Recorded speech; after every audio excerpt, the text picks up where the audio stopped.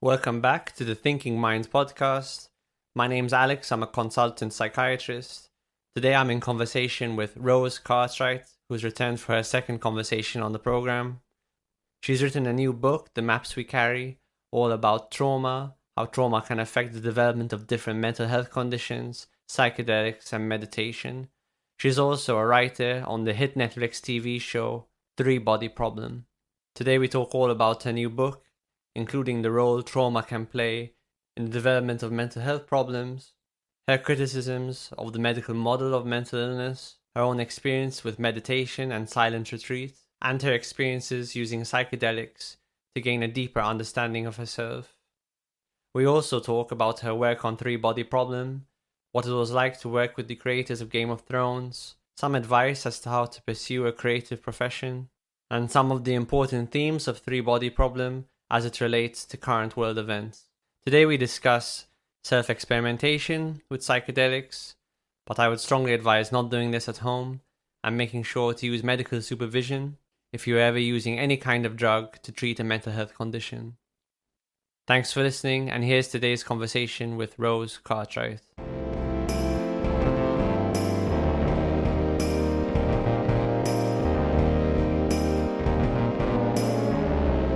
Rose Cartwright, welcome back to the show. Hello, Alex. Very happy to be here. Thank you for having me. You're our first recurrent guest. We have a few guests we've had in the past coming back, but you're the first one, so congratulations on that. Thank you. That's very exciting. I'm a fan of the show, so I'm pleased to hear that.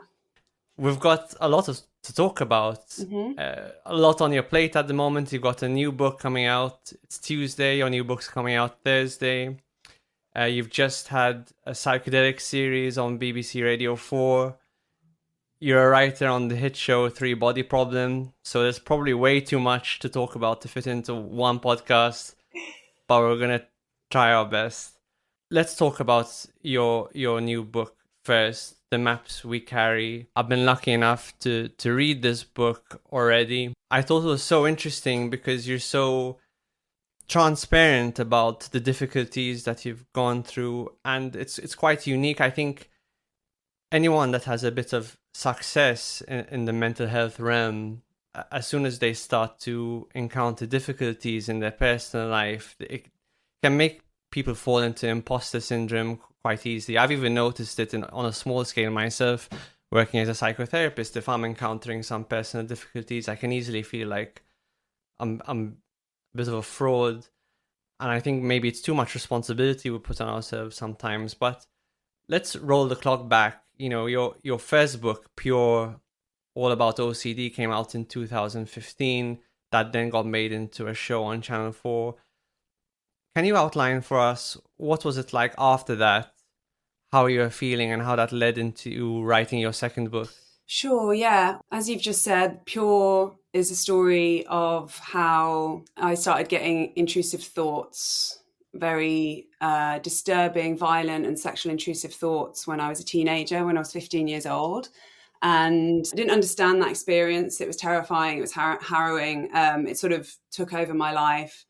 And it took me several years to find out that there was language for this kind of experience. And the language that I found, or the framework that I found, was that I have a disorder called obsessive compulsive disorder, and the intrusive thoughts and compulsive attempts to neutralize the anxiety associated with those thoughts are symptoms of that disorder. And having kept those thoughts a secret for over a decade, I decided to start to talk about them. And because I'm a writer, the natural way that I found to talk about those experiences was on the page. So I published an article that became a book that then became the TV show Pure, about that journey of discovery of finally finding language for my for this very sort of shameful secret problem that I had. And I sort of, today I'm looking back on that, and I stand by most of what I said back then. I think that OCD on many levels made sense as a description of my problems, and I still do. I still identify with having had OCD. What changed after the book came out, and certainly after the show came out, was that I started to encounter ideas that kind of challenged not my experiences, but challenged the way that they're framed as mental illnesses. And that was very difficult for me, because at that point, you know, my diagnosis, thinking of myself as having a disease of the brain, that was very dear to my heart. Like, that was something that had helped me out of a deeply confusing time in my life, and it had been a life raft of sorts. And when I, through my advocacy work, started to encounter ideas and speak to experts who perhaps thought differently about mental health problems, I was resistant at first. And maybe I could have maintained that resistance, only my mental health meant that I couldn't ignore it, because after the show came out, I had what I thought of at the time as a massive relapse symptoms. And I was really at rock bottom and desperate for answers. So the search had to continue. And that search led me down quite a different path, looking at my problems in quite a different way. And it ultimately led to me interviewing a bunch of people working in your field and in neuroscience and in psychedelics too. And yeah, it became my new book, The Maps We Carry.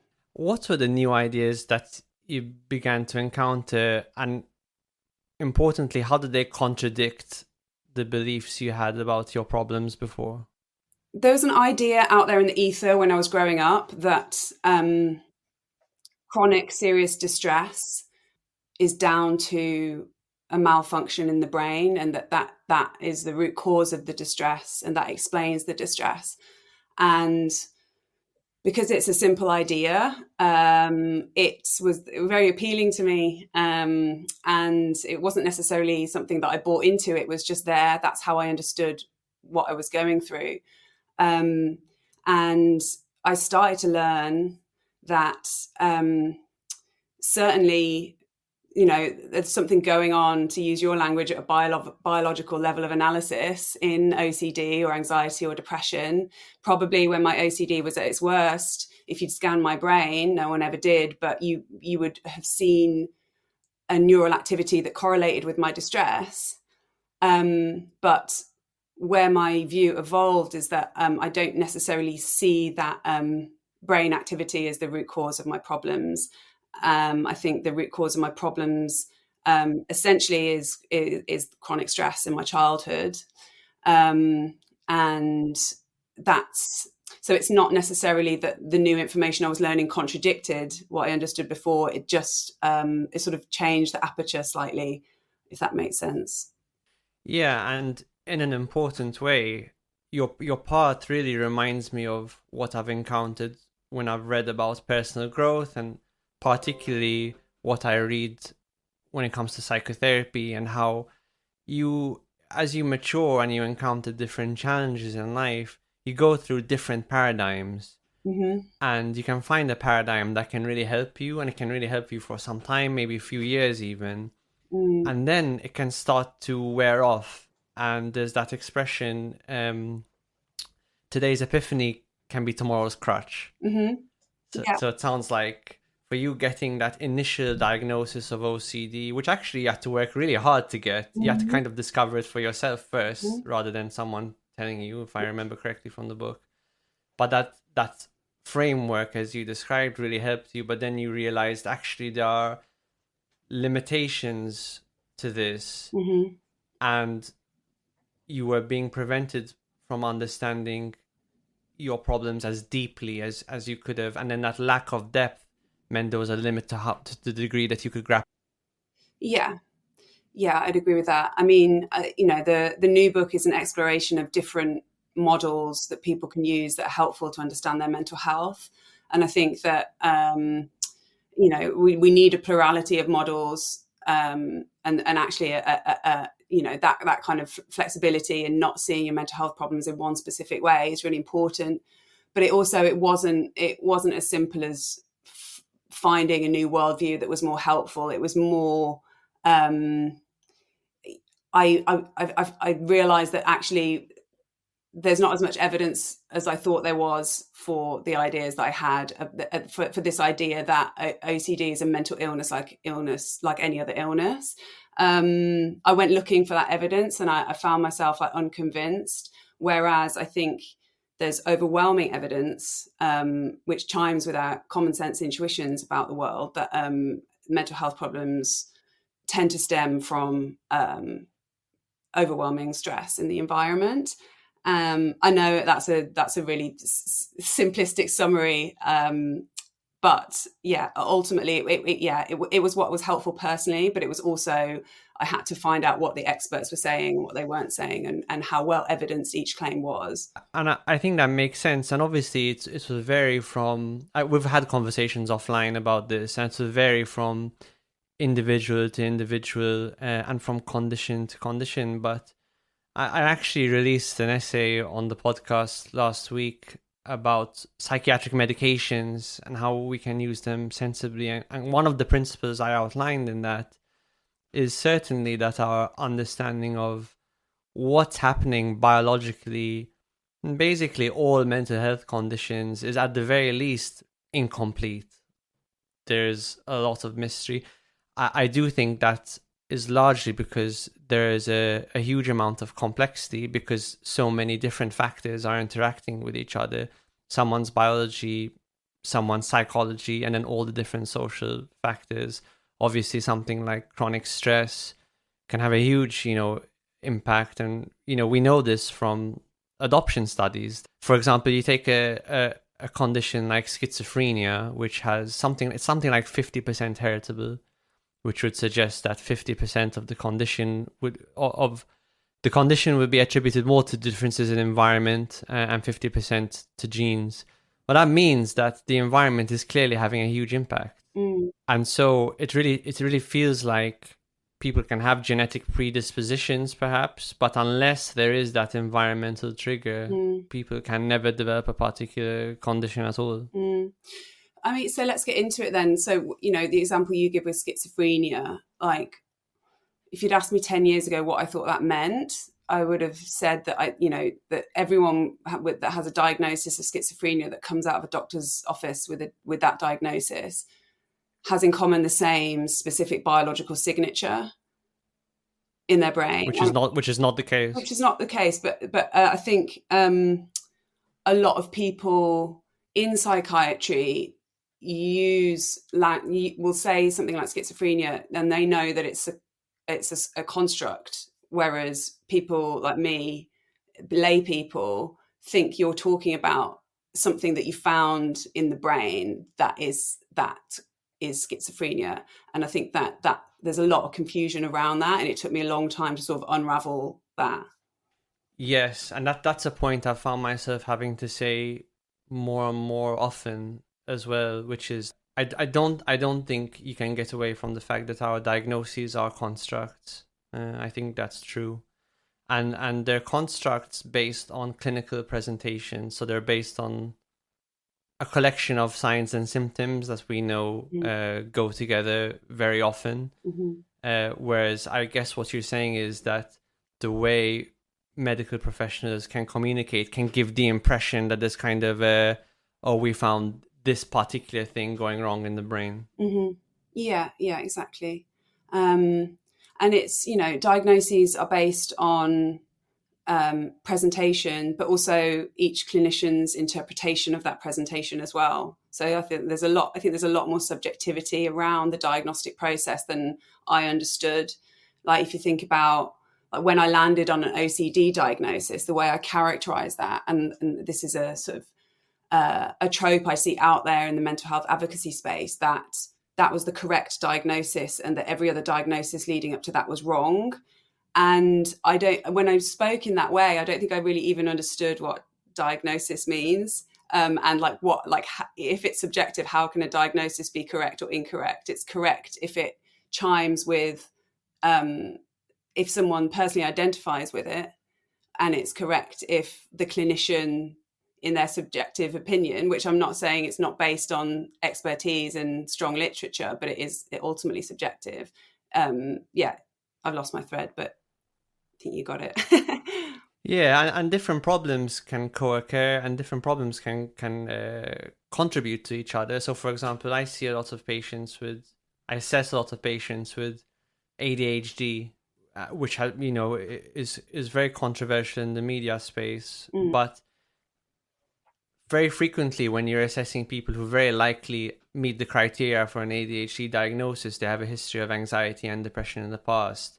And very typically, they're diagnosed with anxiety and depression several times before eventually they feel like it's not really the most elegant explanation for the whole scope of different difficulties that they've encountered. But of course, if you have undiagnosed ADHD, which will span a huge amount of problems with concentration, distraction, staying on task, hyperactivity, impulsivity, sensory overwhelm, it's much more likely that you're going to experience something like anxiety and depression. You're going to encounter things will be more difficult for you. So it's not surprising that problems can compound each other and co-occur. And maybe this is something you've experienced as well. I mean, yeah, it absolutely is. You know, I've received many different diagnoses over the years for my problems, ranging from, you know, OCD, obviously, depression, generalized anxiety disorder, body dysmorphic disorder. And like at each point of diagnosis, I think those labels like seemed to offer a ray of hope, and, you know, a way to understand my problem. What I'm grappling with in the new book is that, like, ultimately I think that it was a false consolation, and that those diagnoses didn't actually lead me to solutions that really helped. And my concern is that, you know, especially you mentioned ADHD, like we've seen just an explosion of rates of diagnosis of ADHD, and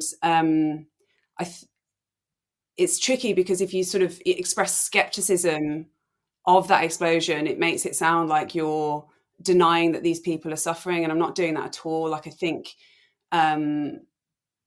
people are going to doctors and presenting with symptoms that look like ADHD because like they're genuinely suffering and they're struggling, and they're looking for answers. But what I see out there is that a lot of people think that when they come out of the doctor's surgery with that diagnosis, it means that that they have this specific problem in their brain that they share in common with everyone else with ADHD, and problematically that there are targeted medications that can solve that problem. And while I think medications can be very helpful and should stay an option on the table, I don't think it's as simple as I've got a diagnosis, now I'm going to go and take a medicine to improve the symptoms.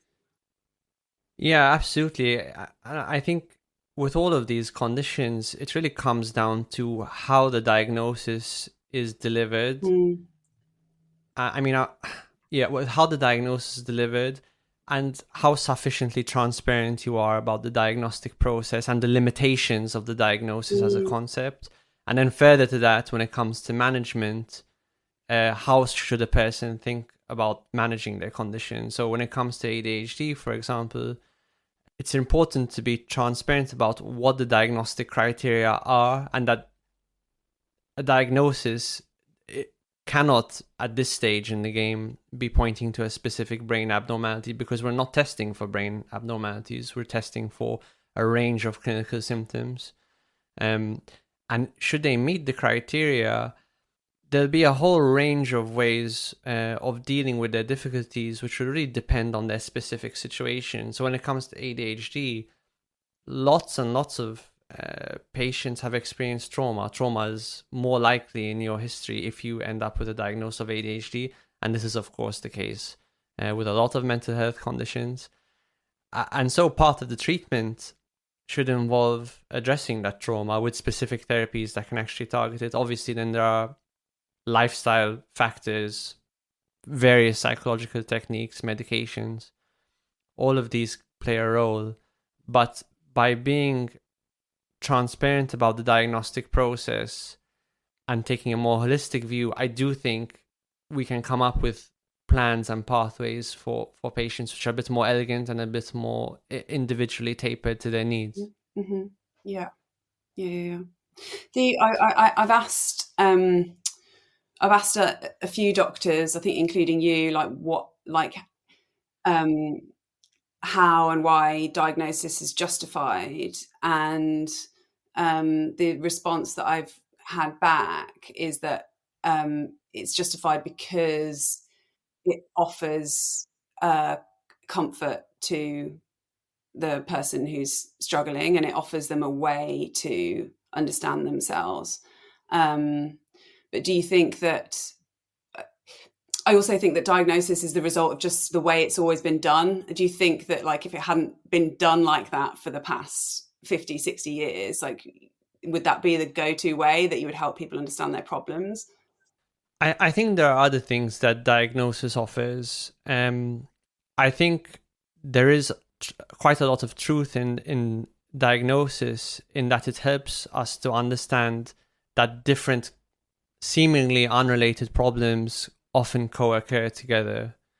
So with ADHD is a good example. It might not be obvious that someone who has problems organizing themselves, organizing their time, say developing a routine, organizing their personal things, and someone who also has problems with significant restlessness, fidgeting, someone who says things impulsively without a lot of self-control. It's not obvious that those problems are necessarily related. But when we, carry out the research and find out that a lot of these problems actually go together in this cluster, in a syndrome, if you like, it can help to people explain things which are otherwise very hard to explain. And then I also think it helps them find a degree of community, because even though people who have diagnoses of ADHD can still present very much in unique ways, there are still a lot of commonalities that can be found. You do see the same stories over and over again. It's important that a person doesn't over-identify with the label and just make their life about, for example, having ADHD, because there'll be so much about themselves which has nothing to do with their diagnostic label. Yet, at the same time, connecting with other people through those common arcs can help them not only have a bit more comfort around it, but can help them meaningfully then actually start to tackle the issue. I think it does. Diagnosis also informs what you should do about your problem. Now, if you can tackle that in a more simplistic, sort of mechanistic way, and if you think about a problem with ADHD, for example, the most simplistic way of thinking about ADHD would be like, there's too little dopamine and noradrenaline in your brain, and therefore you should take a drug which increases that. And while there's truth to that, it's too simplistic. And then there are other things you need to take into account. For example, trauma and chronic stress may have impacted you in such a way that makes these problems more likely, and then you have to figure out how to unwind that stress. I'm not sure, did I answer your question? Yeah, you did. I was saying that that I've heard doctors say that they think diagnosis is justified on the basis of that it's comforting, and you think it's deeper than that, which I appreciate and I don't disagree with. Yeah, and it doesn't help us to inform the management, but it's all about the I think what it comes down to is the skill and the nuance with which the diagnosis is delivered, the degree of transparency, and the degree of humility, and then how open and holistic your management plan is. That's how I see it. Yeah. In terms of your journey then, what specifically happened to you, and where did you go? What ideas did you discover that really helped you? So where I left off after the TV show came out, and we opened this conversation by we're talking about imposter syndrome, and that a lot of people feel like after they've told their mental health stories and they run into trouble, that they then feel like frauds and imposters. And I certainly did. There was a lot of attention coming my way after the TV show came out, and having sold what I thought was a redemption story of how CBT had helped reduce my symptoms, and having had this massive relapse, I was at rock bottom, and that was a very challenging level of cognitive dissonance to get my head around. I had people emailing me every day saying, thanks so much for telling your story. Like, can you give me the email address of your therapist, or like give me any tips for like what worked for you. And I'm there like self-harming, and coming face to face with the reality that like everything that I thought had worked from like my sort of medical worldview to the specific treatments like hadn't worked. And I was in a really, really bad place. And, you know, there was I was able to appreciate later that there was still like a spark in me, still like a bit of me that wasn't beaten, and, you know, still had curiosity and still had energy to put towards trying to get well. And I was following the psychedelics clinical trials, having attended a couple of talks. I started watching very closely what was going on there, started reading quite a lot of literature. And a lot of the stuff I was reading about how psychedelics can help people become unstuck was very resonant. And the way that, you know, this word trauma kept coming up. And whilst I was aware that I'd been through really difficult things when I was a kid, and I'd tried to explore those things through talk therapy, there was a part of me that was still very locked off to the pain and the reality of all of that stuff. And something compelled me to explore psychedelics further. And, you know, I was very aware that taking psychedelics, especially when you're having a mental health crisis, is a risky thing to do. Equally, I felt like it was a risk worth taking, given that I felt I couldn't really get any lower. And I thought if I lost my mind, you know, there's nothing to lose. So I found a couple of psychedelics guides in Amsterdam, went in completely terrified, which, you know, I think a degree of fear and anxiety around psychedelics is appropriate, because it's a huge experience.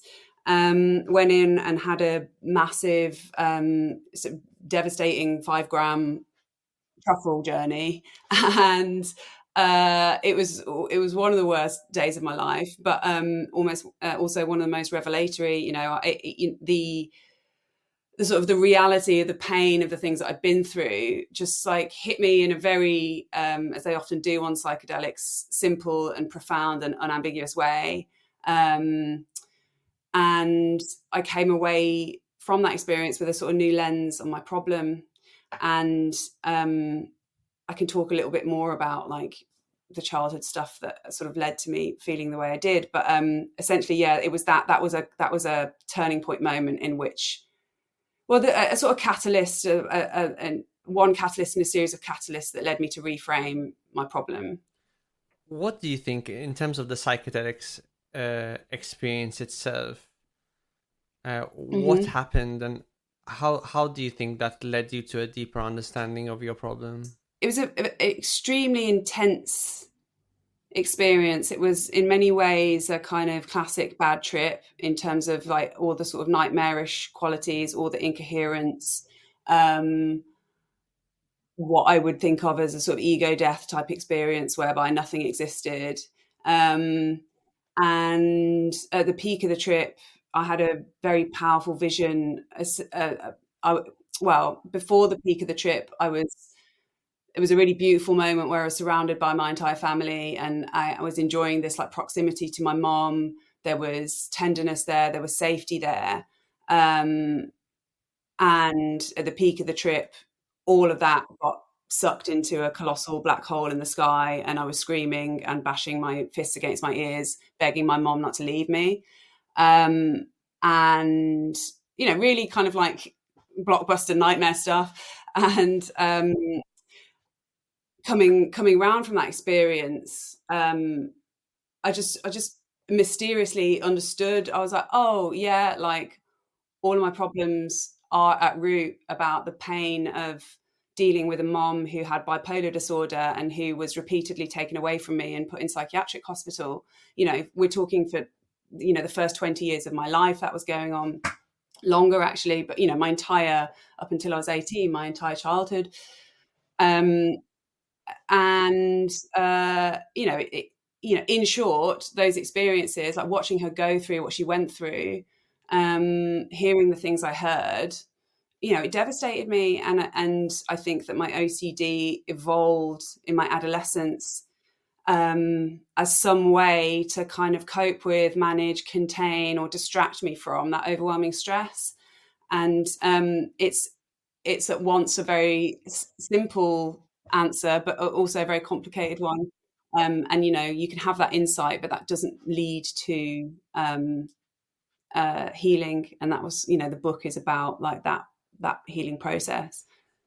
Yeah, and I think that leads to your, I guess, one of the fundamental points you're trying to get across in the book, which is an unsophisticated medical model that views your OCD process purely as an illness, fails to grasp that a lot of your symptoms were a defense, a way of trying to cope with all the really difficult things which happen to you. Yeah, exactly. In a way, and I think a sort of a compassionate view of the medical model, which is one I try to take in the book, even though I'm a critic of it, is that like I needed comfort. I needed a way to understand what I'd been through, and in a way to think of myself as having a medical problem, as having a mental illness, and the problem originating in the matter of my brain.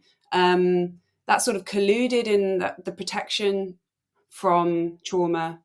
And I think that's one reason why that story has become successful, because people go to doctors wanting that comfort, and doctors understandably want to give it. I think I do see it as a barrier of some kind.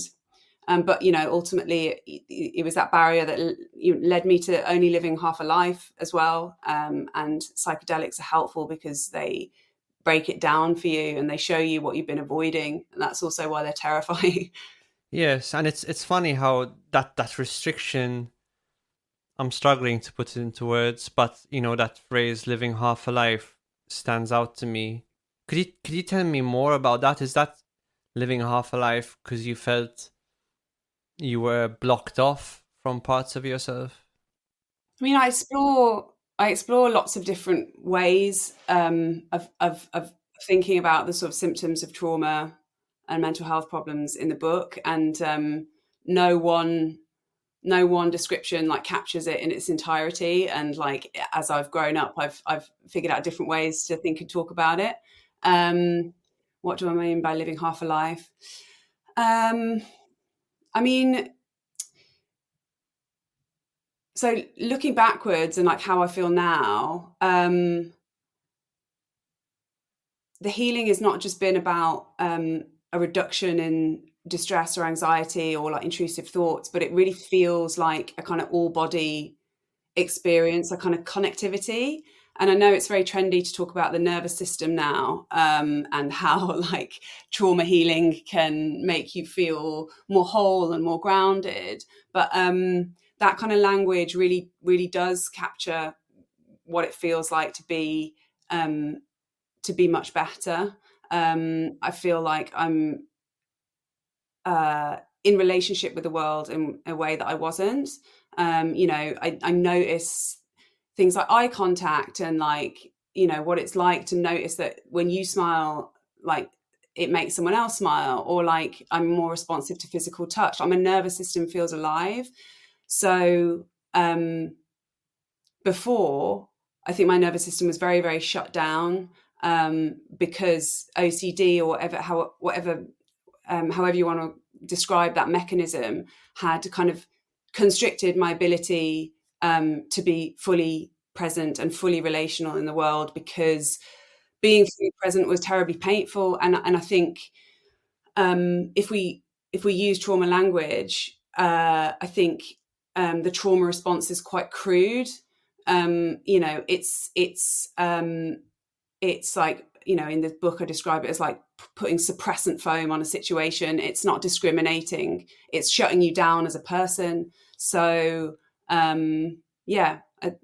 half a life, I think yeah, that's exactly what it felt like. And that trauma response, really good in the short term, can really help you through a traumatic situation, but then is problematic in the long term. And funnily enough, we see that a lot in physical medicine, that I think I may have told you this at some point. A lot of chronic health problems result from scar tissue. So scar tissue, obviously really good, can stop you from bleeding, but you get scar tissue building up over years in your liver. That's cirrhosis. Scar tissue building up in your arteries, that's atherosclerosis, that can give you a heart attack or can give you a stroke.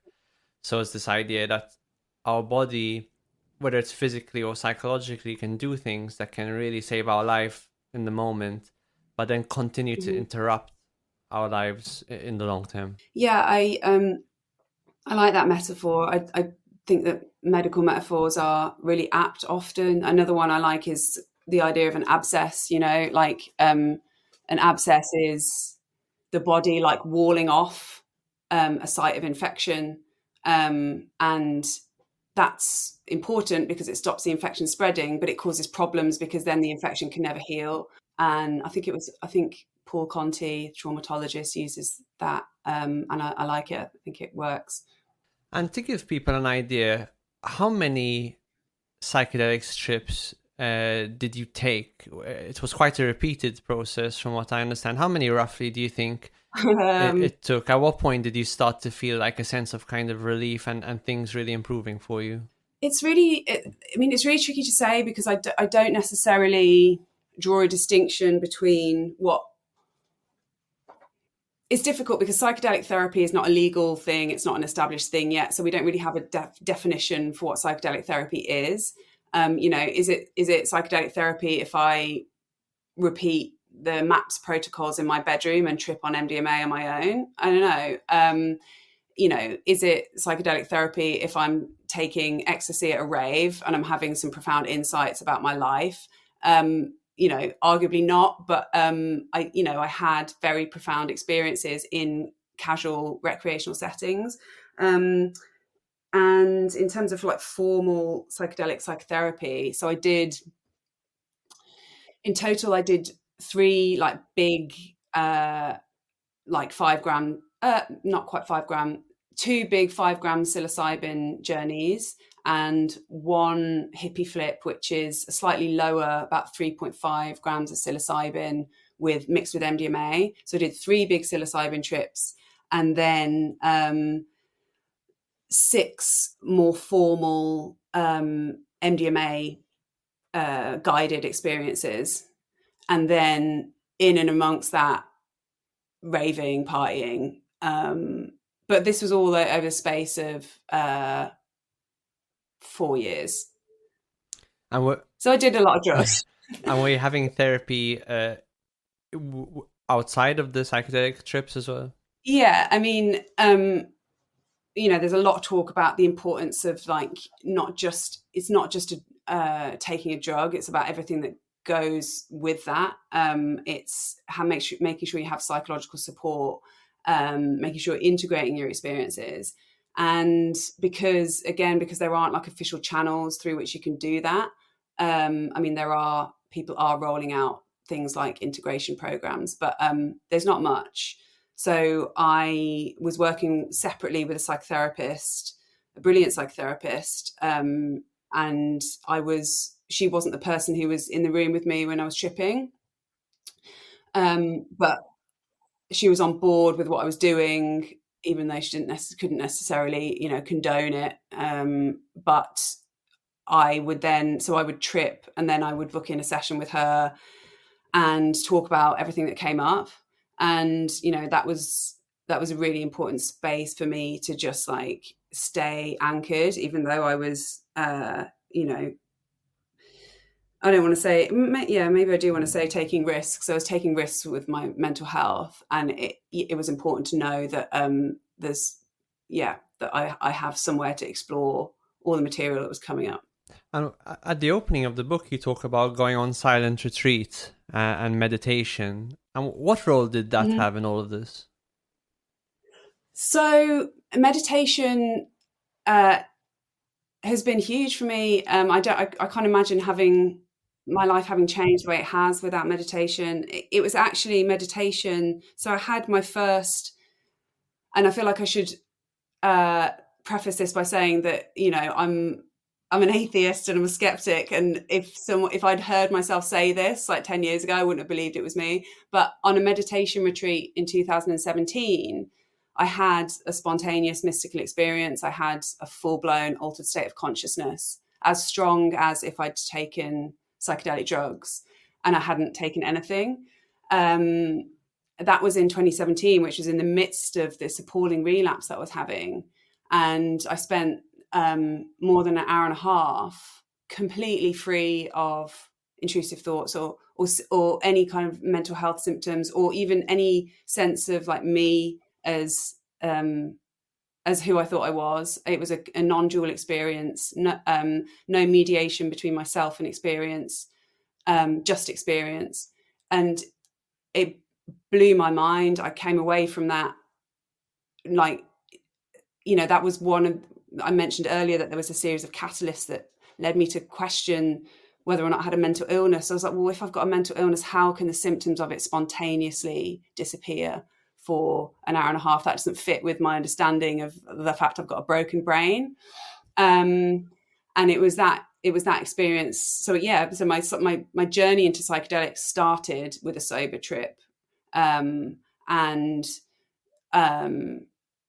The meditation has continued to support me, given me a place to explore what's going on in my body and my mind, and remains a very stable presence in my life and a way to access community. So yeah, it's been invaluable. And I see meditation and psychedelics as fairly sort of adjacent practices in terms of the insights that can come up. Yeah, that makes a lot of sense. And now are you still using psychedelics? I haven't done any formal. I mean, it's so funny saying formal because there is no formal. Like, there's a network of underground guides offering sort of therapeutic services, but I haven't done any of that for over a year. Undoubtedly, I will in future. I still, a few times a year, will go to a day party, but I'm kind of a grandma these days. You know, the raving is happening much less frequently. But yeah, I mean, it's still a part of my life, and I think it always will be. You spoke to Robin Carhart-Harris recently on a radio program he did about psychedelics. People can check that out. I'll put a link in the description. What was he able to tell you about the current state of the science or what he's working on? Well, the scientists are very optimistic, as I understand. He's studying psilocybin for treatment of depression and anorexia and fibromyalgia, chronic pain, and seeing incredible results. In terms of like what's going on neuroscientifically, I can't summarize what he told me because it would be a disservice to him. I think there's a lot of warranted excitement in the space, and also, you know, skepticism. Like it's, in one sense it's late. It feels late to be talking about psychedelic therapy. In another sense, it feels too soon. You know, we can't even have like a grown-up, like adult conversation about drugs and drug policy, and we're talking about prescribing these things to people in clinics. So it's a weird time. The clinical trials are ongoing, and from what Robin told me, like it's all moving in the right direction. But equally, I don't think it's a dead cert that this is all going to be rolled out. I mean, more so for MDMA, you know, it looks like that's coming imminently, especially in America. But with psilocybin, there's still a fairly long road ahead. Yeah, it's definitely super exciting to see what's going to happen with that. And I do think it will help break a sense of stagnation that's been present within mental health for some time, kind of partly for some of the reasons that we've outlined today. In parallel to all of this, at the same time, as you've been writing your second book, you've been working on a Netflix show called Three Body Problem, which now, as I understand, is one of the most viewed shows in the world. What does it feel like to be a writer on a show that's doing so well that everyone's talking about? Yeah, it's been really, really exciting. It's a sort of new dimension to my career, you know.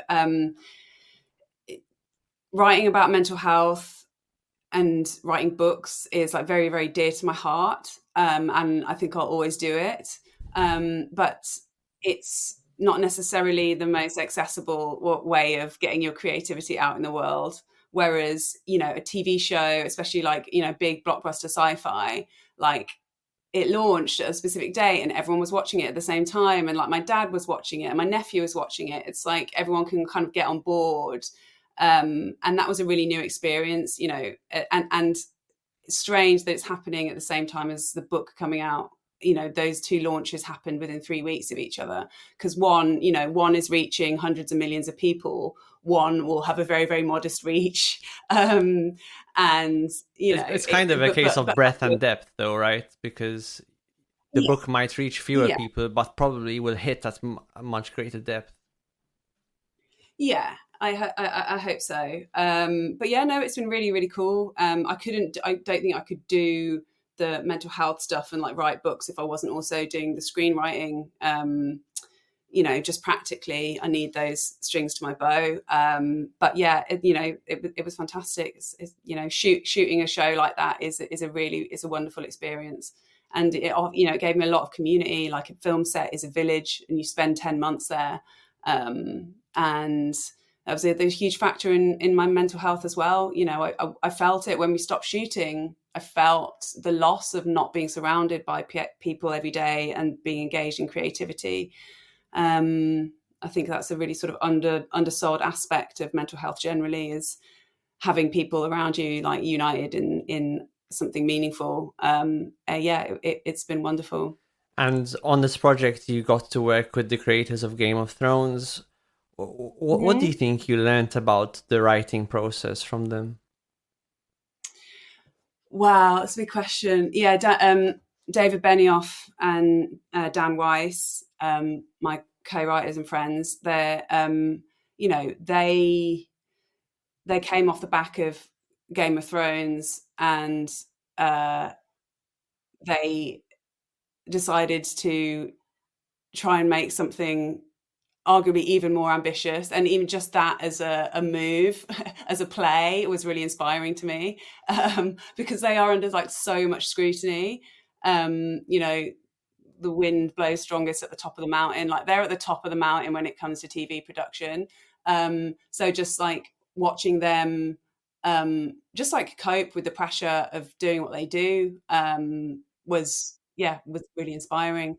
um, they've taught me so much about characterization, about story structure, about you know, the constraints of budgets on locations. And you know, it was a really like 360 immersion into TV writing.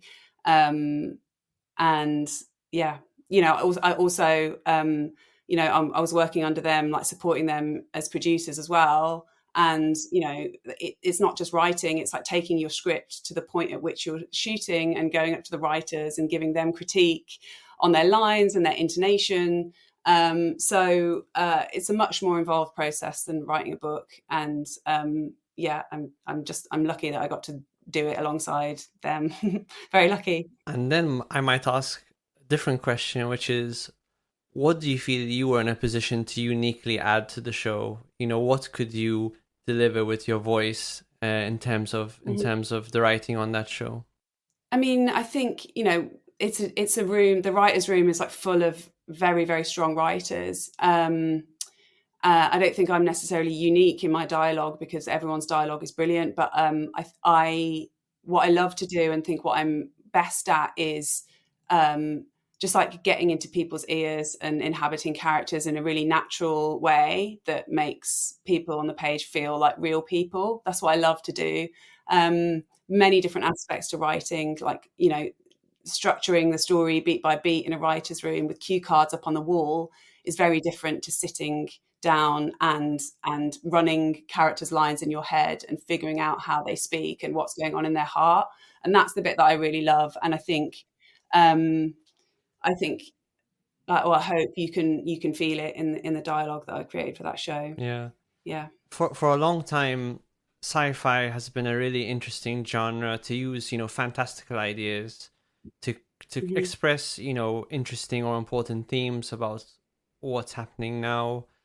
You see this with Dune 2, which is also out at the moment, which is also which I would also highly recommend. Um, what are some of the themes within Three Body Problem that you really gravitate towards, that you really think, oh, these are messages really worth expressing in the show? So, humans have just found out that aliens are coming in 400 years, right? And but the show isn't about aliens at all. It's about human beings, and it's, for me, what I resonated with in the material, and this comes from the books by Sitchin Liu, which are just fantastical in their scope, um, was this idea that was a question really. It's like, can human beings collaborate and cooperate when they face existential threat? And I think one of the reasons why this show's been really successful is because it feels like, and I think every generation feels like this, it feels like we are facing unique existential threats right now. And you know, I've seen it read into Three Body Problem that the aliens coming is a metaphor for climate change. And climate change is a theme in the show. I don't think that's necessarily as sort of explicit top line, but it certainly makes sense as an interpretation. In the episodes 1 and 2, we show lots of deforestation. Wen-je invites the aliens because she feels like human beings are going to destroy the planet unless we have intervention. But yeah, I mean, I think impending aliens is a very broad metaphorical container for our fears right now, which is why it was a fun place to play as a writer. Yeah, and aliens always have been, in a way. Aliens, I guess, first became aliens were first injected into the popular culture right after we created nuclear weapons. And I don't think that's, a surprise. And I think, among all the existential risks, climate change, pandemics, I think nuclear weapons, I certainly feel particularly with the war in Ukraine, obviously, there's this rising feel of existential threat from world war, nuclear weapons, things along those lines. And Three Body Problem definitely captures that sense of angst that we can all feel, that this could all go away very quickly, which is really a very new thing. It's only about 78 years old that any given human could feel like the entire world could collapse. I suppose in the past, a person might think, okay, my society might collapse, but there's something categorically different about thinking the world itself may end as a result of human intervention. And it's, when I first interviewed for the show back in 2020, the boys asked me whether or not I was a sci-fi fan. And I said, not particularly, because I'm not. I love a bit of grounded sci-fi, but like my background, my reading background, my reading history is not in sci-fi. But I said to them, what does interest me is metaphor. And, metaphor has been really helpful to me in my healing from mental health problems as well. Like metaphor is like, comparing one thing or looking at one thing in terms of another. And for me, metaphor is about integration and immersing myself in stories, and especially metaphorical stories was a really important part of integrating my psychedelic experiences, of like staying open and exploratory rather than getting sort of fixed on another static idea about what my problem was. Yeah, absolutely. And it's so hard to succeed in a creative profession, Mm-hmm. and anyone that is trying, we're always looking to people who have achieved a certain level of success to try to learn from them. What advice would you give to someone who's either starting out as a writer or really in any creative field? What advice would you give them as to how they can push forward? Mm-hmm.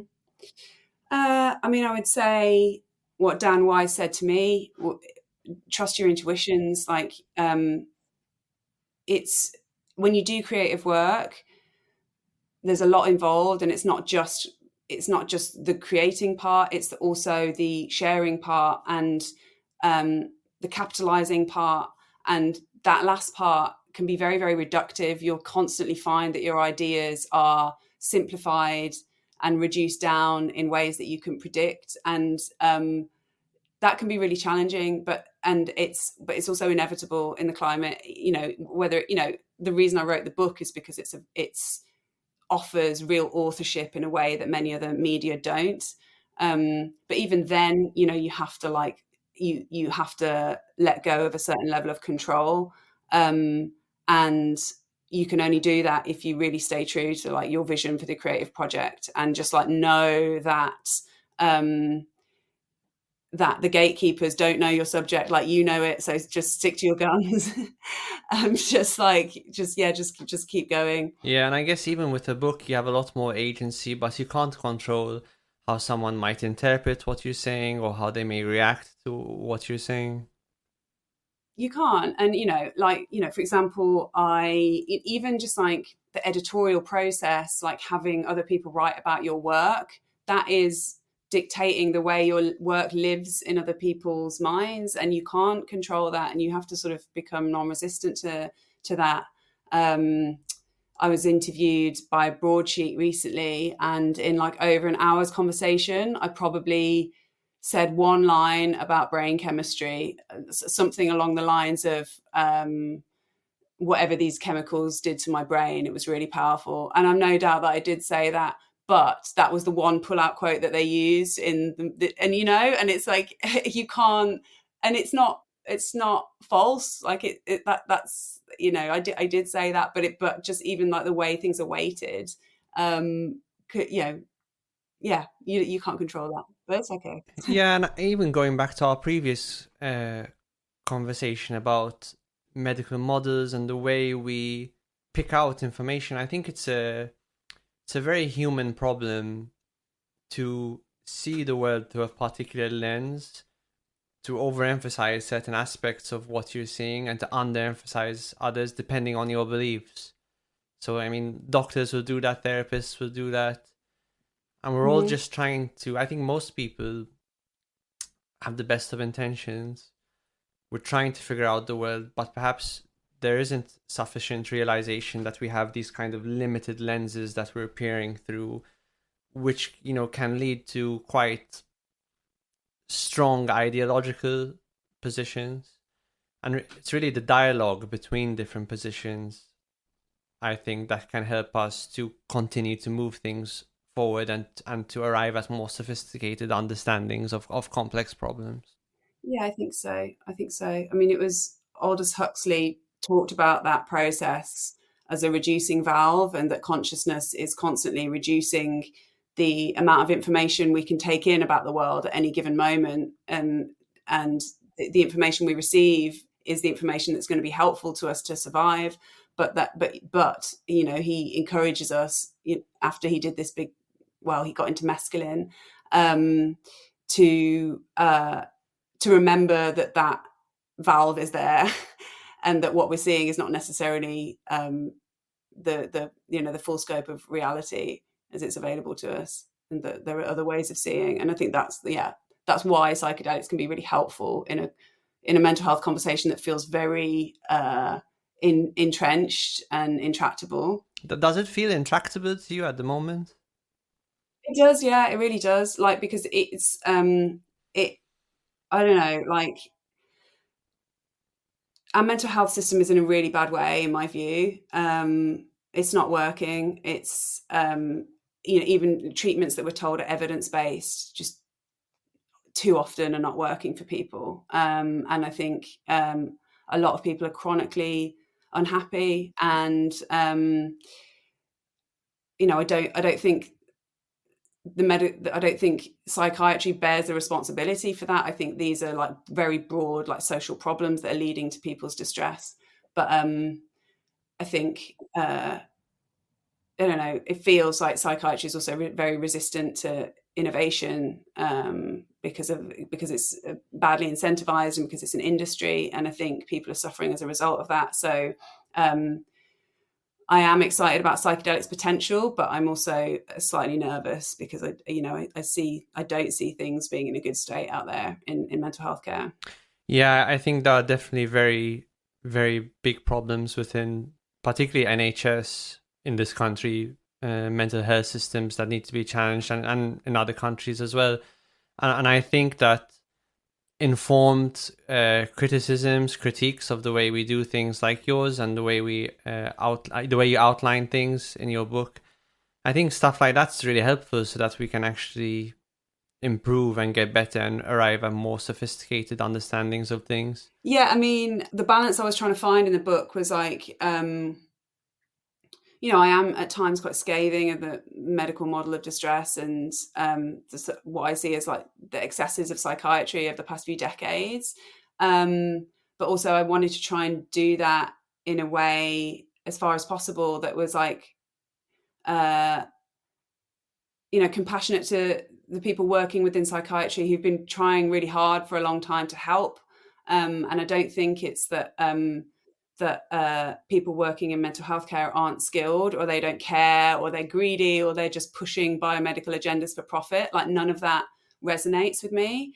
And I've read a lot of critical psychiatry literature, and a lot of it I'm very on board with, except that I find the tone of it quite grating sometimes, that it's just sort of repeating the credulity that's part of the problem in the first place. I guess the book is an attempt to be critical, but yeah, in a sort of consolatory way, if possible. Yeah, and I think that comes across. And I also think that change happens at different levels. I know many psychiatrists and other mental health professionals that I don't think they would largely agree with what you put in your book. And I think it's once you get sufficient individuals within a system who start to change their way of thinking, that then the system itself is usually the last thing to change. And I think I remain quite optimistic about the future, but I do think that change takes quite a long time, because systems have a tendency to stagnate and to remain quite ossified until certain thresholds are reached. Well, I'm glad you're optimistic. That's good. There are reasons for optimism, yeah. Okay, well, thank you so much for coming back on the show. I'd encourage everyone to read your new book once it comes out in a couple of days, whether you're a mental health professional or not. And we'll put a link to the book in the description as well. Amazing. Thank you so much, Alex. Thank you. Maybe we can make it haptic next time. Yeah, let's do it. Okay, bye.